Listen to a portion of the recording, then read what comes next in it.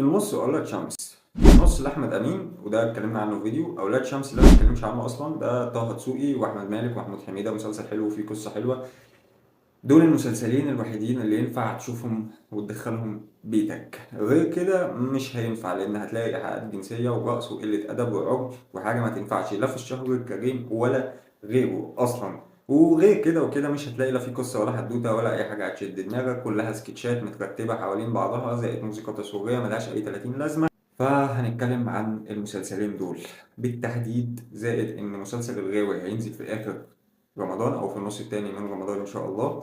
وبستغل الفرصة دي لأي حد هيشوف الفيديو، في لاعب اسمه إبراهيم شيكا، أتمنى كلنا ندعي له بالشفاء إن شاء الله، وربنا يشفيه ويعافيه ويشفي أي مريض، وما تشوفوش أي حاجة وحشة في أي حد بتحبوه. يوم الجمعة تنزل الحلقة كاملة عن مسلسل أولاد شمس والنص، وتحديدا هحكي لك قصة عبد العزيز النص فيها كمان.